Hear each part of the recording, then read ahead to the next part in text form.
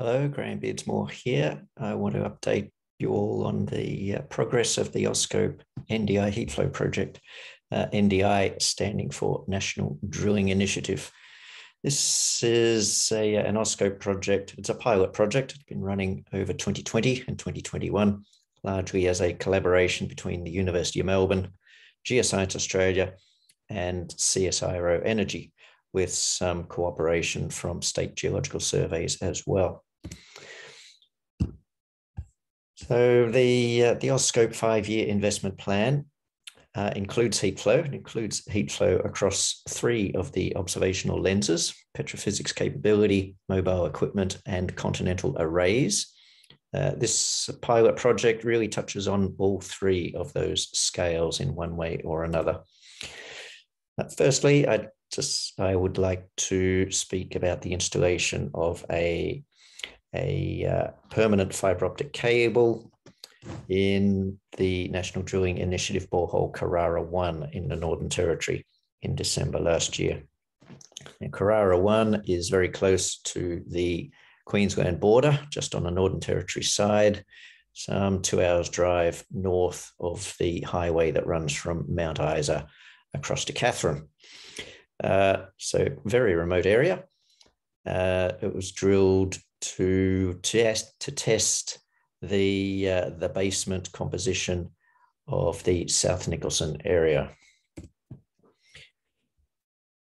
CSIRO Energy, on behalf of the University of Melbourne and funded by the AuScope project, journeyed out to the Carrara 1 drill site, hot on the heels of the drillers. In fact, they overlapped time on the ground with the drillers of this well.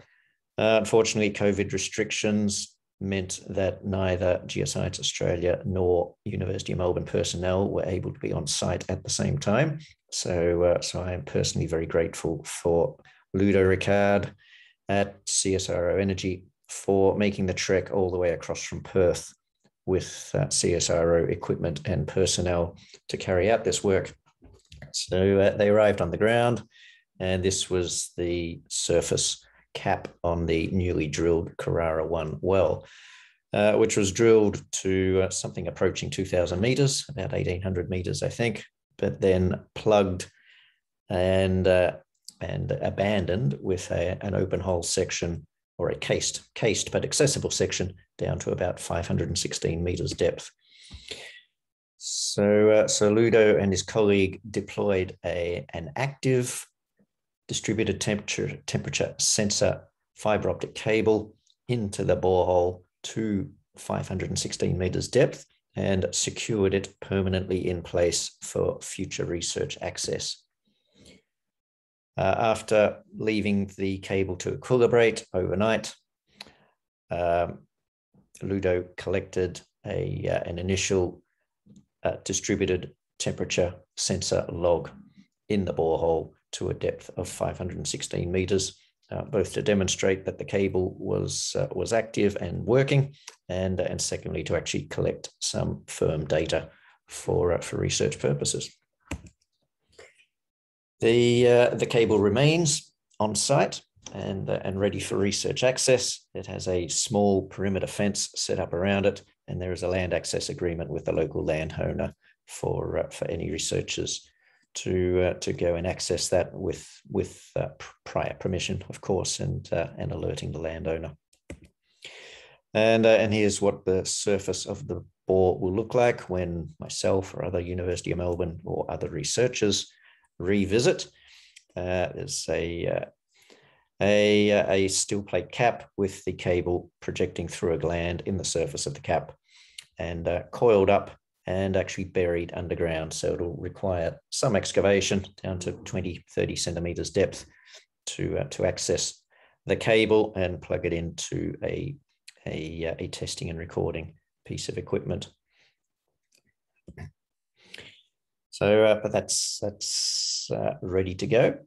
While Ludo and his colleagues were in the area, they also journeyed around to 6 different boreholes that were also recently drilled in the East Tennant region, also under the National Drilling Initiative program in the Northern Territory, and collected distributed temperature sensor temperature logs from 6 of those freshly drilled boreholes.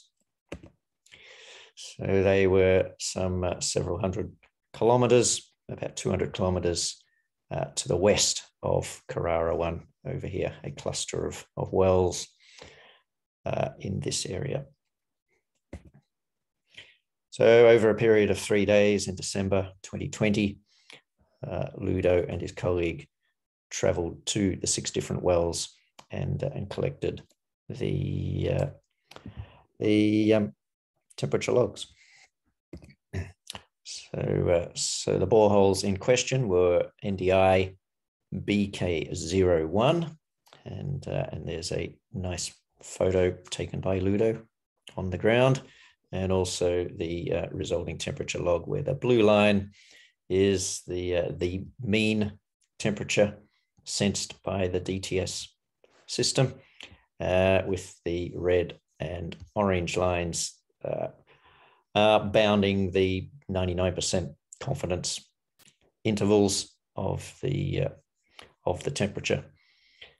So a DTS system, it collects hundreds, if not thousands, of individual temperature records by shooting laser pulses down the length of the fiber optic cable, and averages all those records. So the blue average line is very likely high confidence mean estimated temperature at depths down to 350 meters in this instance, with the red and orange lines showing the outliers for any individual sounding of those thousands of soundings. But effectively, the blue line is the line of interest, the most likely mean temperature log from the bore. So that was borehole number 1. Borehole number 2, also quite barren scenery, and same deal, down to 350 meters borehole depth. These were not quite vertical boreholes, but true vertical depth is within about 5% of the measured depth. Borehole number 3, NDI BK03. Again, the temperature log down to full borehole depth, in this case about 280 meters depth. NDI BK04, same deal. And NDI BK05. And NDI BK08. So a quite good set of temperature soundings in those 8 boreholes, which can be compared and contrasted against a set of conventional wireline borehole temperature logs, which was commissioned by Geoscience Australia prior to these DTS logs. So that's the previous day or several days prior, using conventional temperature wireline tool. But here are the DTS logs compiled from those 8 different bores. Slight differences in the geothermal gradient, especially in the basement sections below about 150 meters, and those variations could be due to differences in heat flow or thermal conductivity. And it's really that further work and interpretation is where we go to from here. So what we need to do now is thermal conductivity measurements on the collected bore core samples and cuttings. The cable in Carrara 1 is an active DTS cable, so we can do an in situ thermal conductivity test when we can get permission to travel up there with a large generator. And we're currently working with the South Australian government to put another 2 to 3 permanent cables in NDI bores in South Australia, and before the end of 2021. And of course, these are AuScope cables and will be accessible to other researchers. Thank you for your time.